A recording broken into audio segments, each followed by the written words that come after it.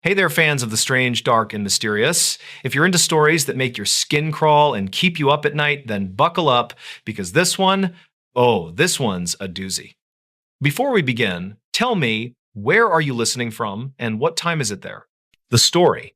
He walked into a police station 3 years after his own funeral. It started with rain, the kind that turns a coastal town into a room with the lights dimmed, and it started on a Monday late in October in the year 2014.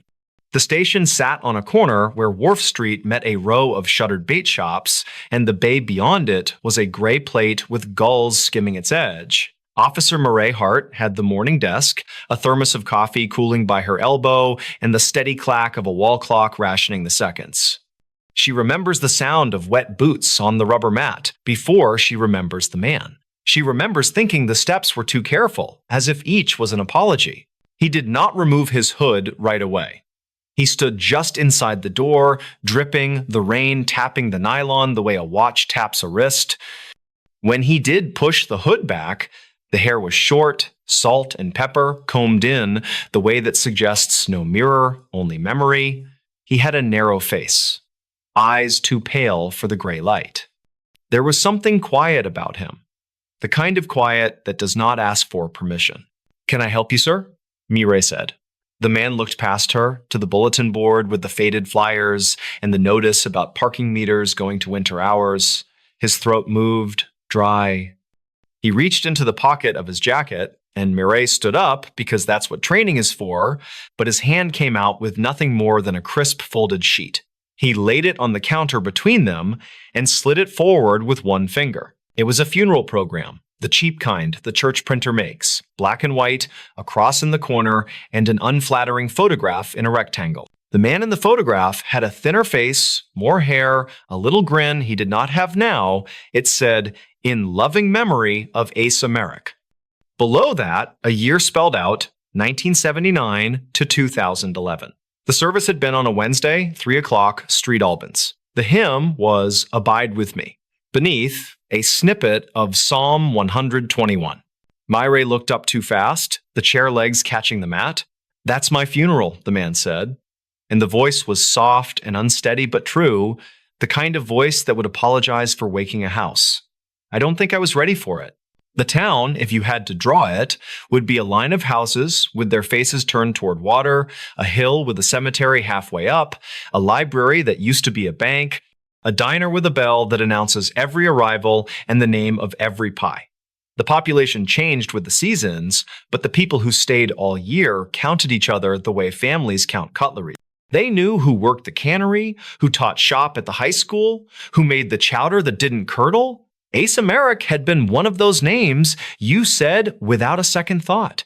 He'd built docks. He'd had a side business replacing rotted steps on cottages. He'd been the guy you called when your porch had sagged in a nor'easter. He disappeared in late September 2011, the day after the storm people still called the bad one. A borrowed skiff, a decision made on shore by someone who knew he could beat the current, a tide chart not quite right. The Coast Guard sent a helicopter, a boat, then a wider boat. They found flotation, a hunk of splintered plank with a bolt still in it. They found oil in a sheen rainbowing over chop. They did not find Asa. His jacket, when it washed up 2 towns down, was torn across the shoulder seams. The pockets were empty. The funeral was for the people who loved him and needed a day to hold the same thought at once. His brother Calder read the psalm in a voice that had been strong for other people's ceremonies and failed him for his own. A boy from the shop carved Asa's name into driftwood and set it on a folding table beside the guest book. Folks told stories, some good, some unhelpful. Everyone said how the bay keeps what it takes. Everyone nodded. People wore flannel and jackets that smelled faintly like bait and engine grease. Afterward, a cold front moved through and made the sky brutal and clean. If the town can be said to have done anything, it did what it always does, which is to continue with a small piece missing that only some felt every day. What Mireille did next was what they train you to do when something odd happens that does not fit any form. She said, "Sir, could I get your name for the log?" Very carefully, as if the question were fragile. He said, "Asa." and the room exhaled. She asked for a date of birth. He told her, slowly, 1979. She asked how she could help. He said, I need to sit down. Later, after the prints matched and the mugshot camera cataloged what grief and water had done to his face, after his brother volunteered an ancient scar on Ace's wrist from a childhood bicycle accident, after a nurse from the clinic said she remembered a small crescent missing from his left ear where they had to remove a mole, after his voice brought two widowers to tears simply because of the way he said the name of a trail that used to cut behind the museum, there would be arguing over whether Asa had truly died and returned, or whether he had only drifted out of sight and lived a different kind of dying for a time. The newspaper would cover it in squares of careful printing, and people would cut the squares out and tack them to corkboards with pushpins in colors that looked silly given the subject. The diner would add a pie called Found Again, which would last to Thanksgiving and then vanish. But before that, before the explanations, the town had a day made of whispers and careful looks and the smell of rain on wool, and a man who looked like a ghost walking into a police station with a church program in his pocket. 2 streets up from the station, in a narrow house with a porch that leaned slightly like an elbow propped on a bar, a woman named Irena lived with a black dog that loved thunderstorms. Irena had done the flowers for the funeral in 2011, not because she was a florist, but because she was good at making things look intentional. She had twisted bittersweet into wreaths for the pillars and set mason jars of sea lavender on the windowsills. She had moved through the narthex with the calm competence of a person who knows where the extension cords were. She had dated Asa for a summer when they were young enough to believe in summers that never ended. They had not worked out. They had developed the kind of loyalty that is a phone call when your tire looks soft. They had kept the shared maps of a small place in common in their heads. When she heard, by way of a neighbor who had a cousin on Wharf Street who had seen a man drip onto a police station mat, that Asa had come home, and she reached for her raincoat where it hung on a nail and had the strange thought that she had forgotten to put away the jars from the funeral. She had not. But memory will rearrange furniture when it wants to. At the station, Asa told his story in pieces, each piece heavy and smooth as a rock. He said he remembered the storm. He remembered the hull shivering from a wave, a sound like someone snapping, kindling inside his skull. He remembered cold that folded him in half. And then he remembered a long road with white stones along its shoulder and trees that were not the trees of Maine, dusty trees strung with insects that clung like burrs. In the middle was a gap of years that he did not so much forget as declined to hold. He said he had been in New Mexico. He did not know why New Mexico, only that the name fit around something that would not reveal itself. He told them about a motel sign that burned pink at dusk, and a woman who called herself Mags, who ran it with a broom and a quiet fury. He told them about a man named Hollis, who did drywall with an attention that suggested prayer. He told them he had worked for cash when he could. He had lived in a room with a window that looked at a water tower that stuttered at night as if it were learning to breathe. He could describe the smell of creosote when the first rain fell in 2 years. He could describe the taste of coffee from a pot so scorched it was always a little smoky, which is not the worst way to drink coffee if you are trying to stay awake and human. What he could not tell them was how he got there. He could not tell them why he had not called. He could not tell them why he had woken 3 days before in a different motel 1,000 miles from that one with a faint imprint of a key on his palm and a note in his pocket that said, "Call home, only no number." He said it as if this failing were a moral weakness. He looked at the floor when he said it, and the floor was scuffed, and he followed the brown line of the scuff with his eyes as if it were a river that would bring him back to some place that made sense. They took his prints, they took his name, they called Calder, who arrived in a truck that had been mud and was now rain. Calder came in, saw Asa, stopped, and then did a thing boys used to do when they were little. A small lift of the chin that had once been a dare and now was a way of checking that a person was not an apparition. It was enough. He leaned his forehead on Asa's shoulder as if he were a tree he hoped would hold his weight. When they pulled apart, both men looked like they had been caught in a squall. The town took to making theories the way some take to making preserves. Theories will keep through winter if sealed right. Some said amnesia, some said witness protection. Some said a blow that turned a man into a riddle and then, when the riddle ran out, turned him back. One man at the bar said it was probably the sea taxes coming due. And no one laughed because it might in fact have been a kind of tax. Irena waited a day and then knocked on Calder's door because that was the kind of waiting she was good at. She brought a paper bag with bread and the jam she made from wild grapes, a purple so aggressive it stained anything that offered it a chance. Asa opened the door. His hair was still damp from a shower.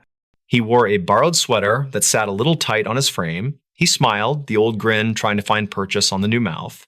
She said, "Hi," like they had last spoken an hour ago. He said her name softly, and the dog pushed past her knees to smell the wet hem of his jeans. Later, over toast and a half cup of coffee, Asa looked at the dog as if it were a clue. He told Irena what he had told the police, and then he told her something else. He said that some nights in New Mexico, he had stood beside the water tower and listened to coyotes make the sound that invents distance, a high and elastic sound that reaches and fails to land, reaches again and tries a different way. He said the sound had taught him that there were ways to be lost that were not completely terrifying. Some of them were patient, some of them were even merciful. She told him about the funeral. She told him the music they chose because the church had only so many hymns people knew well enough to carry a room. She told him someone left a note in the guest book for him that said, "You were always the first person at the cookout to ask if anyone needed help." He looked down at his hands as if he expected to see the ink of that sentence on his skin. She told him about the wreaths and the jars and the way the light had slanted through the stained glass and made stripes on the aisle that she had had to sweep after because the kids had tracked mud right up the center, as if they had been in a hurry to grieve. Asa asked if anyone had been angry. Irena said that anger was a seed in everything, but it had not sprouted in public. He nodded as if that were right and fair. You would think that would be the end of it. A man home, a mystery folded and put in a drawer, the light dimmed and the page turned. But towns are made of people, which is to say they are made of time, and time is loose in its stitching. In the weeks that followed, two things happened that kept the seam from holding. The first was the matter of the journal. It came in the mail in a padded envelope with no return address and a postmark out of a city in Texas that looked like a typo. Inside was a hardbound book with a fabric cover, the color of old moss.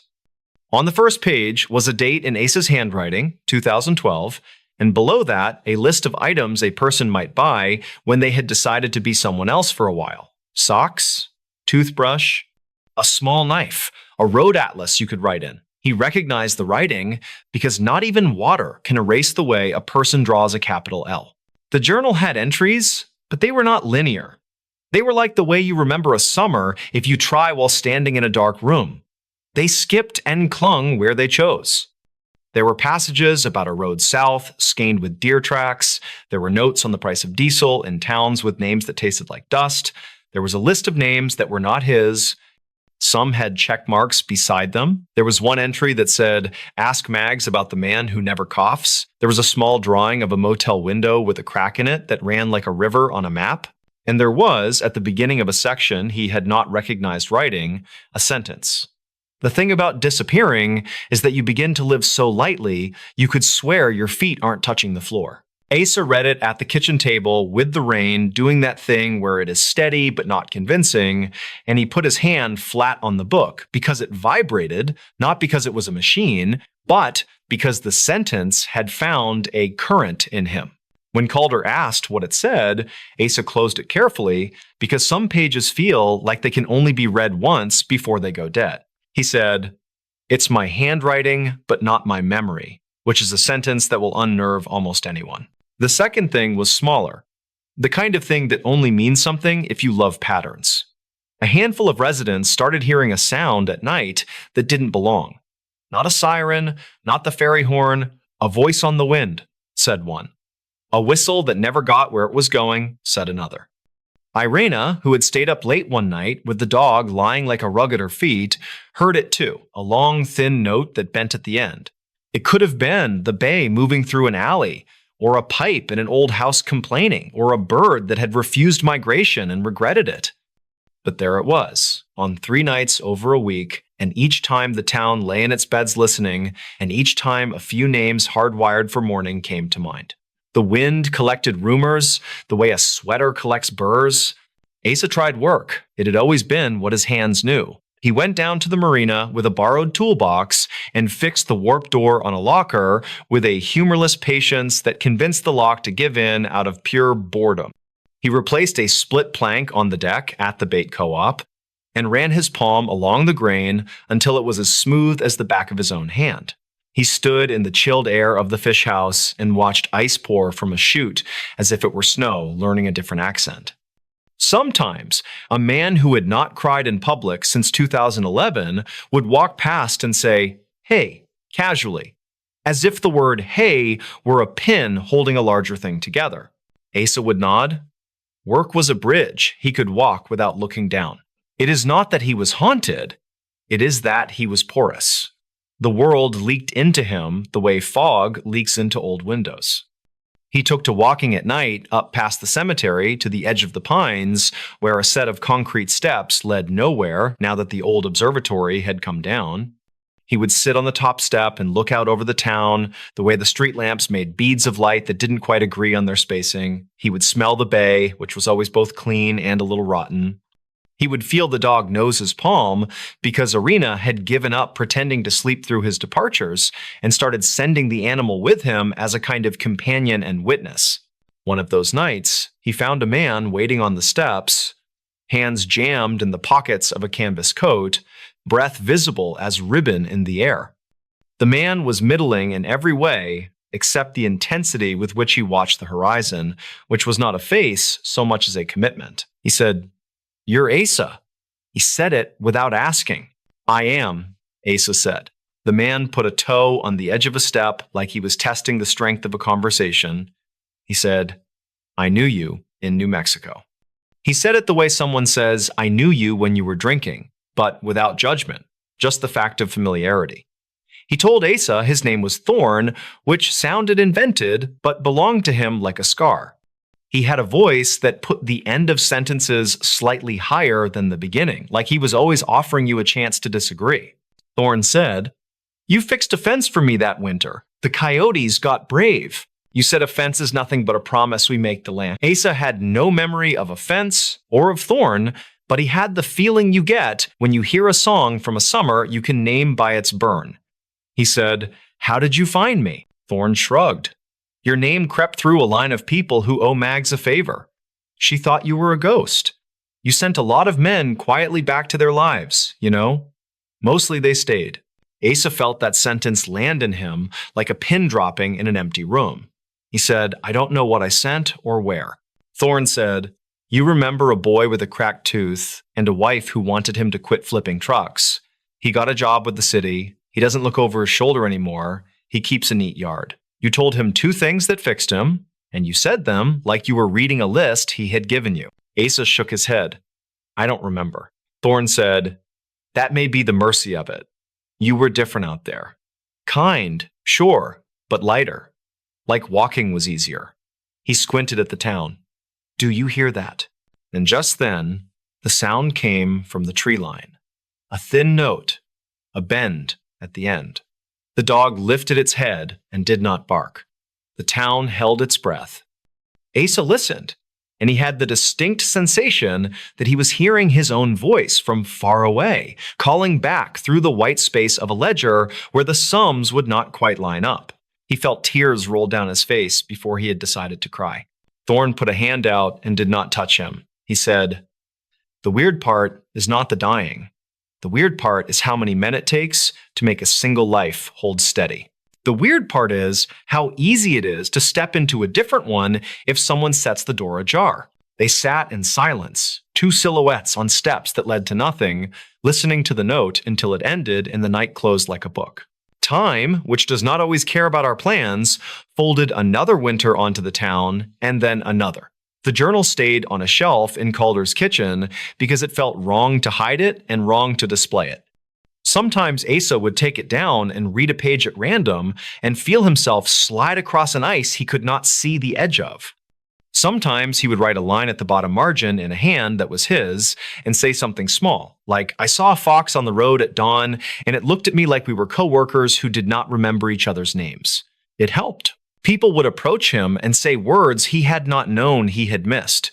They would repeat addresses he had not known he had memorized. One man brought him a toolbox he had left in 1998 at a cottage he had reshingled, a red steel thing with a dent in the lid that made it refuse to close. It felt like parts of himself coming home in single file, not a parade, just a line of small reliables. There was a day in early spring when the bay was a mirror and the gulls were lazy, and even the smell of the cannery could be forgiven. Asa walked to the station to return the funeral program because there are things you keep and things you pass along, and he wanted the paper not to be burdened with him. Mireille saw him and smiled the tired smile of a person who had watched a town adjust to its own folklore.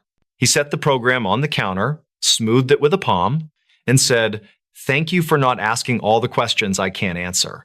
She said, "That's not what I'm here for." He stood a long moment in the doorway, looking out at the water like someone standing at the exit of a theater waiting for the credits to finish. Then he stepped into the brightness. The air had that clean salt that you only get in spring when the town has finally exhaled winter. If you ask people in that town now about the man who walked into the station 3 years after his own funeral, some will tell you the facts in a neat row. The dates, the Coast Guard search, the postmarked journal, the neighbor who swears he heard a whistle in the trees that winter. Some will say it was a case of a man who fell through a crack and rose, and that the story is only strange if you have never tried to build a life with your hands and a complicated heart.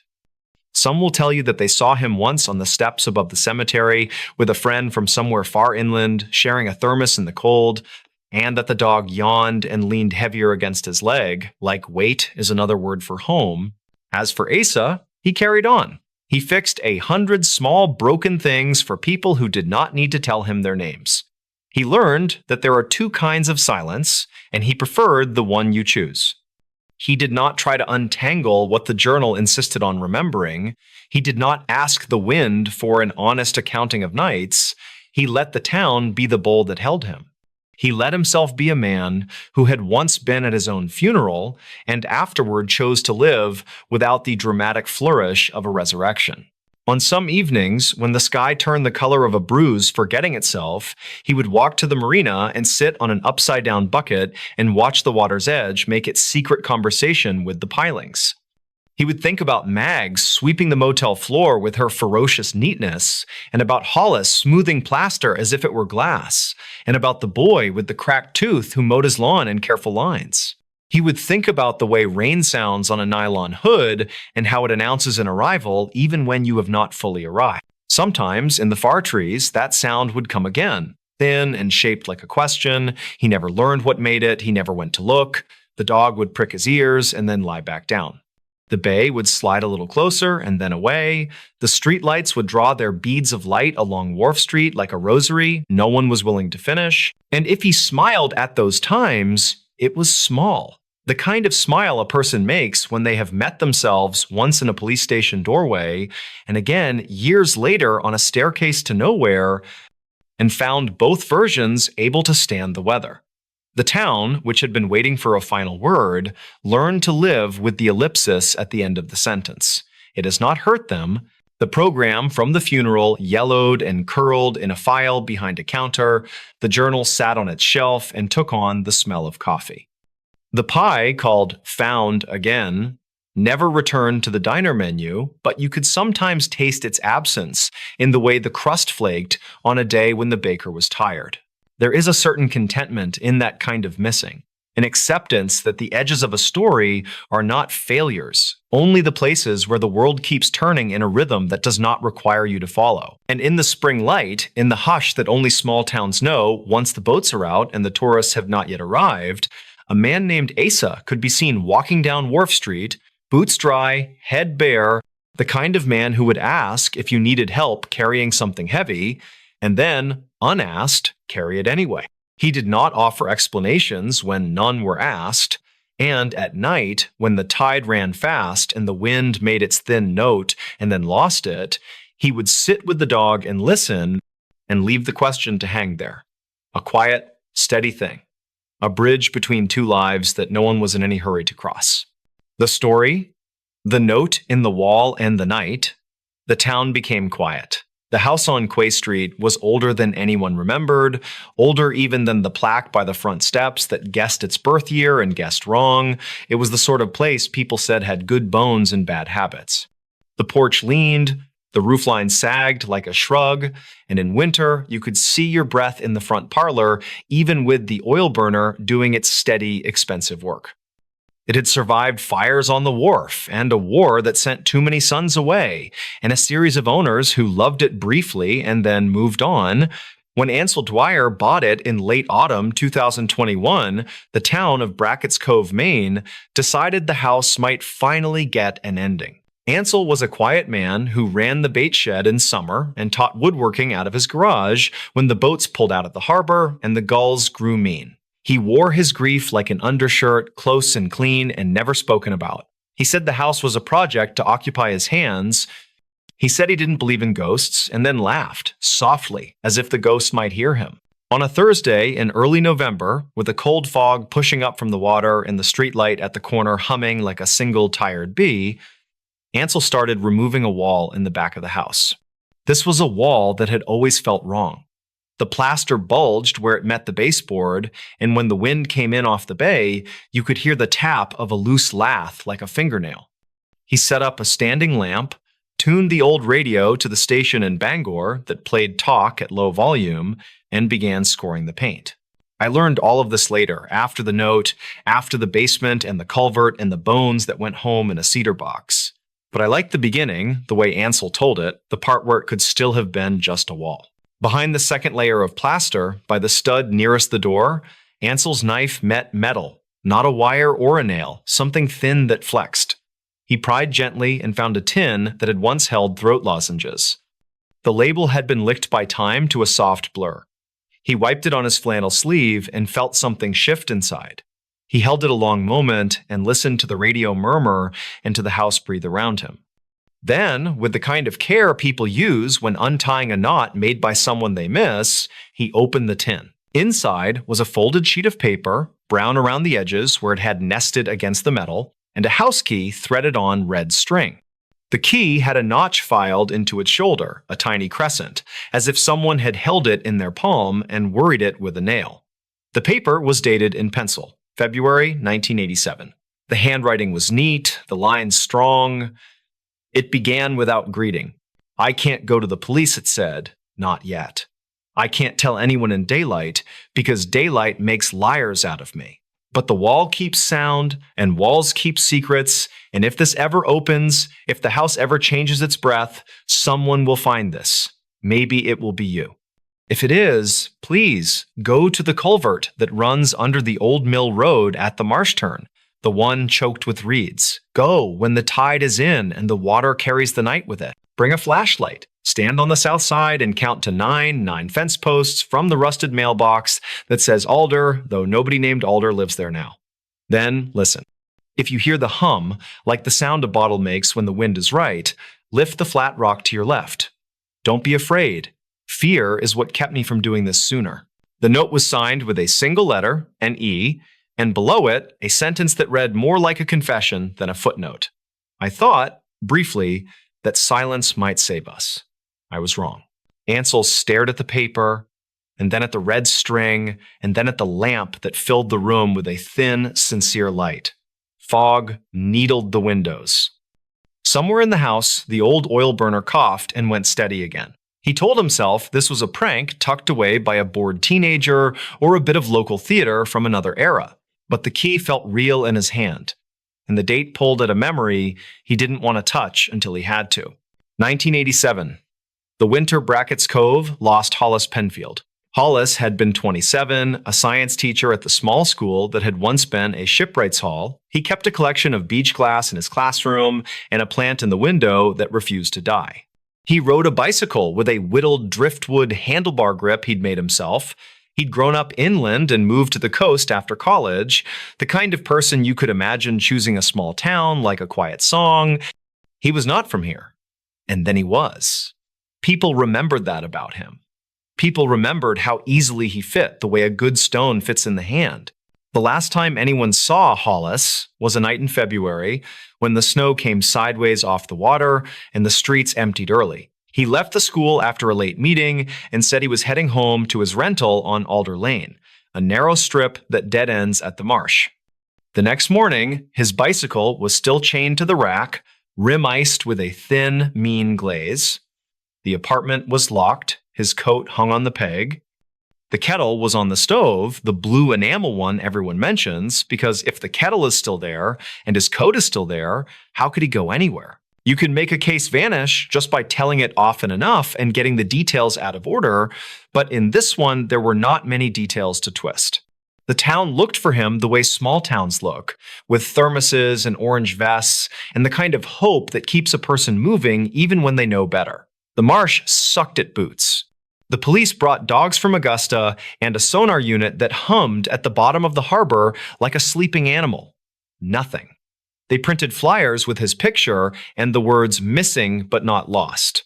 His mother came up from New Hampshire and slept on the smallest couch you've ever seen in the living room of a woman named Odile March, who had been the school librarian for 30 years and who did not believe in letting a mother sleep alone. After months, the flyers curled at the edges and fell away from telephone poles and were not replaced. The police file thickened with thin paper. People stopped saying he'd be found when the tide turned and started saying they were sorry in the quiet voices people keep for occasions that hurt too much to look at directly. The year turned, then another. Hollis became a name you did not say around his mother and a story you did not tell to summer people because it was not the kind of story that sold a town. Back in the house on Quay Street, Ansel folded the note carefully along the old creases and placed it back in the tin. He stood there a long time, thinking of all the ways a person could do nothing and still be forgiven, and then he put the note in his pocket and went to find a coat. The night had thickened, the fog had climbed out of the water and draped the street in a way that ate the straight lines of familiar things. The streetlight hummed. When Ansel stepped onto the porch, the boards sighed. He told me later that it felt like walking into a story that had been waiting for him since February 1987. Though he would not have said it that way then. Old Mill Road is misnamed, the way so many roads are once the mill is a memory and the road has to carry on with the wrong name. It curves past the school toward the marsh and then turns, a little too sharply, in a place where a person not paying attention could find themselves in colder water than they meant to. The culvert there had been argued over for years. It silted up. It flooded the lane. It wasn't anyone's job until it was everyone's problem, and then people would show up for a week with shovels and good intentions, and the tides would have their way. Ansel parked where the lane widened, between the alder mailbox that still waited for mail that never came, and the cedar with the fire-black scar from a lightning strike in 2009. He got out, and the night took him in without remark. There are nights like that on the coast in November, wet and deep and full of the soft friction of water on water. From the marsh, he heard the clack of a heron shifting its long patience from one leg to the other. He walked the fence line and counted. 1. The fence post was square and splintered where someone had sat on it too many summers ago. 2. A smear of rust like old blood. 3. A spiderweb collapsed into dew. A silver thread that held to nothing. 4. The smell of tidal mud, iron and sweet.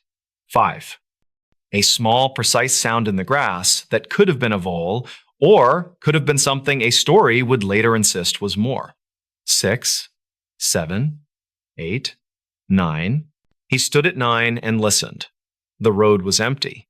The hum, when it came, was not from the streetlight or the transformer up the hill. It had the hollow quality you get when you blow across the mouth of a bottle, but deeper, like a note held in a throat that could go all night. It was coming from the culvert. It was coming from the mouth that opened beneath the road and drank the tide and gave it back, slower. He angled his flashlight. The beam reached and was swallowed.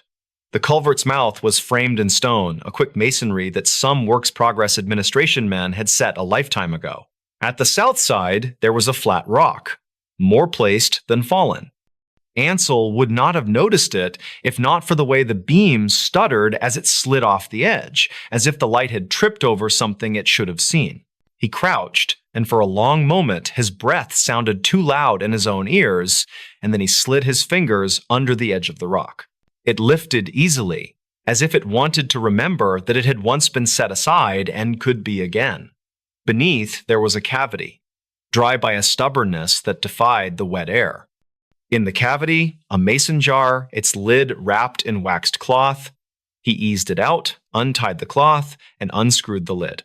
Inside was more paper, and it had been written with the same strong hand, the same E, and the same year. I waited at the culvert the night he did not come home. I stood where you're standing, and the cold climbed into my bones, and I told myself the tide could bring a person back if the person wanted it enough. I was wrong about that too. There is something under the road that holds the sound. There is something that keeps the hum. If you press your ear to the stone, you can hear voices there. Maybe it is only the sea. Maybe it is only the wind, but I heard him. I heard him once. He said my name the way he said it when he was very tired and already forgiving me for the things that would come after. If you have this note, then I have failed twice. I could not protect him. I could not tell. But there is another key. It opens the basement in the school. There is a door nobody uses anymore. Behind the stage in the old auditorium, the door with the green paint. In the storage room under the stairs, there is a hatch. Open it. The sump was never capped right. If you pull it away, if you look into the water, you will see what I should have said. Ansel stood in the wet dark with the mason jar in his hands and the night pressed up against him and the hum in his bones. And he understood, finally, that this was not a prank and not a story someone had tucked away to give the next owner of the house a good scare. The note was a map drawn in shame and a key tied to a string. He went to the school. It sat half asleep at the edge of town, light spilling out of a single hallway where the night custodian, Calder Ames, made his rounds with a radio on his belt and a thermos of coffee that had learned to taste like the metal it lived in. Ansel parked near the loading bay and knocked, because that is what you do when you go to your past without a reason. Calder opened the door with a suspicion that melted when he saw who it was. "You're Ansel," he said, "the man fixing up the Quay place. You look like you've seen something that wants to be seen." Ansel asked if he could have a look backstage, and Calder, who had been a boy in 1987 and who had once been told not to tell his mother that the police had asked him about a teacher, took a breath that sounded like the beginning of winter and said, "Sure." They walked down the long corridor, past the trophy case that held a basketball from 1963 and a brass ship's bell that nobody had permission to ring. The auditorium smelled like varnish and dust, and the hard silence of a place that only remembers noise when there is none. Calder flicked on a single row of lights. The stage yawned. The green door waited at the far edge, the exact shade of institutional hope. Ansel held up the key with the red string. It slid into the lock as if it had been made to come home. Behind the door, the storage room was smaller than a memory and full of old flats and papier-mâché trees and boxes of replacement bulbs for lights that nobody knew how to change anymore.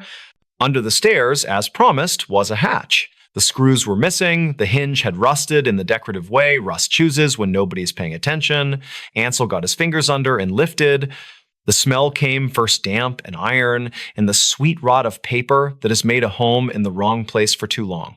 The sump was only 5 feet across, a concrete ring around black water that reflected the light and turned it into something disobedient. There was a grate, and it had been overlaid with a plywood circle that fit badly, which told you exactly how often anyone had cared. Ansel angled the lamp. He didn't see anything he could claim. Water does that. It says no so politely you start to doubt your questions. Then Calder knelt and said he had something that might help, and he went to get the long pole with the hook they used when the stage curtains misbehaved. He threaded it down and pulled gently at the corners of the sump, and something shifted. The light stirred. There was a glint that had nothing to do with the water. They pulled out a duffel bag, the kind with a cracked leather handle and a zipper that once had teeth. It was heavy with wet. Inside, wrapped in cloth that had learned to come apart in ribbons, were papers from the school office, a ledger, a grade book with Hollis Penfield's careful notes on a lecture about estuarine ecosystems, and a rolled map of the town with markups exactly where you would not want a person to look. At the bottom of the bag, against the seam, was a necklace with a small brass compass Hollis had worn on a cord. The needle still turned when Ansel held it flat, searching for a north that had been lost long before. Calder stood very still. Ansel understood that none of this was something you brought home and set on the kitchen table. They called Deputy Mara Kell, who had inherited the older cases like you inherit furniture, that has lived in houses longer than your own family. She came quiet, with a notebook and a patience you don't teach. They took the bag to the police station. They took the note. They took Ansel's story, and they took it seriously. It thinned something in him that had been tight for too long. Outside, it began to rain, a sudden drizzle that smelled like spring by mistake. By morning, someone had opened the old file. Someone had called the state police. Someone had called Odile March, who answered on the second ring and said, "I'm coming," even though nobody had asked that yet. The excavation crew came to the culvert with a machine that could move the earth like breath. The tide went out. The hum rested. Here is where the story wants to become sharp. Here is where it could turn on a blade and name someone and satisfy a hunger that grows in any town when a person vanishes. But the thing about Brackett's Cove is that most of its pain has been synchronized to water slow change, steady wearing, and the understanding that what is taken is not always returned. The crew did not find a weapon at the culvert. They did not find a confession in a bottle. They did not unearth a concrete block tied to nothing as proof of nothing. They found a cache of things nobody had thought to look for because the places that should have held them had already been searched. A second duffel with a few of Hollis's personal effects, the driftwood handlebar grip from his bicycle, a pair of work gloves cut small as if to fit a person who wanted to make their hands disappear. The remains were not there. But the duffel, the ledger, the map, and the necklace told a story the file had not. They told of someone who knew the school's underplaces and the town's runoffs, someone who had keys, someone who had reason to quiet a person who had been looking into the way money moved in the district in those years quietly, and how some of it missed the places it was meant to land. Hollis had been auditing a grant. He had been new enough to believe that a spreadsheet could be a moral instrument and local enough by then to know which doors to knock on softly. He had been asking questions with his careful voice. The map was marked where the culvert took water from the school grounds to the marsh. The ledger had discrepancies a blind man could have seen if he had been asked to read it aloud. The E who had written the note and left the key had done so in February 1987 and then fallen out of the narrative entirely. Nobody by that initial worked at the school that year. Nobody whose name began with E lived at the Quay Street house in that decade. And yet, the red string smelled faintly of camphor, the sort Odile said the costume closet used to stink of, and the tidy hand looked like the attendance notes she had seen on forms filled by Edavale, the part-time bookkeeper who had lived 2 streets over and died in 1991 of a quiet and unremarkable illness that kept her name out of the paper, except for the small notice that told the town when to bring casserole. I went to see Odile because people said she remembered that kind of thing, and because she had held the door open for Hollis's mother once, and that kind of act makes a person an authority later. Her house had a front room that smelled like lemon oil and ocean. She put out black tea in cups with tiny chips in the rims and told me about Edavale. Etta was the sort of woman who learns a long time ago how to let a room be comfortable without asking it to be, Odile said. She wore cardigans even in August and had a laugh like a bell that had been muffled just slightly with cloth. She was good with numbers, and people were good to her because she made their numbers behave. When Hollis started asking questions, she was kind to him in that particular way of kindness that is also warning. After he disappeared, she packed her desk in the smallest box you've ever seen and left on a Friday as if she'd been told in a dream to go on a particular day. She saw everything that one, and she would have been the sort to leave a note in a wall because words on paper were the only thing she trusted. But if she knew who, she didn't tell me, and she didn't tell anyone else as far as I know. I have thought on it, and it is the not telling that tells me she was afraid of a living person, not of the dead. The investigation shifted. Old names came up in new ways. A deputy from those years, now retired and wintering in Florida, came back for an afternoon and drank coffee at the long table with his hands open on the surface, like a man finally ready to receive an answer, but all he could do was say he was sorry for not being better at his job when he had the chance. Records were pulled from the county storage that had not seen daylight in 30 years. Missing purchase orders surfaced in a banker's box labeled Christmas programs. Someone sent a letter with no return address that said simply, check the quarry pond off Dwyer Road at the end of the old fire road, and I promise you'll be done with this soon. The letter had been scissored from a magazine, the words pasted neatly, and if that sounds like a television show to you, know that to us, it felt like a concession offered by a tired opponent. In late March, when the crust of the pond had thinned to a skin, divers went in. The wind was rude that day. The sky could not remember what blue was. The quarry had been a place kids went to come of age in ways their parents would pretend to misunderstand. It had been fenced, and then unfenced, and then ignored. The divers found a car on the west side, nose down, like it had tried to drink and failed. It was a brown sedan with a license plate that matched a vehicle sold at auction in 1985 and registered to a man who had worked maintenance at the school and then left town in the unremarkable way men leave town when they have a reason not to say goodbye. Inside, beneath a silt as fine as breath, were bones that once stood at a blackboard and spoke gently about tides and drifts and the way a marsh inhales and exhales like a living thing. They took him out as carefully as you'd carry a sleeping child, and the town stopped. Even the gulls seemed to lift and hover, as if the air itself had become a place where you had to pay attention. He went home in a cedar box because cedar is good to the sea. His mother, now very small and very quiet, in a way that said the years between missing and found had hollowed her out and yet left her standing, came to town again. She sat in Odil's front room and held the compass while the tea went cold. She said she had never hated anyone in her life, and she was not going to start now because hate was heavy and she was too tired. She said she would like to see the culvert where the hum lived. Mara drove her there after dark. They stood at the 9th fence post and let the wind sing into stone, and nobody spoke because there were no words for a sound like that. People asked if Etta had written the note. People asked if the man from the car, the maintenance man who had keys and access and reason, had been the one who ended it and then hid the end underwater. The state police were careful with what they said and careful with what they did not. There were no indictments. The man had died out west years before, if the records were right. The ledger told stories, but papers do not put their hands on another person. The town held a service for Hollis in the small church by the wharf on a Friday in April and spoke about tides and return, and then they went home and ate soup in the slow way you eat when your body needs to remember it is still here. Ansel kept the key on the red string on a nail by his back door. He finished the wall in the house on Quay Street.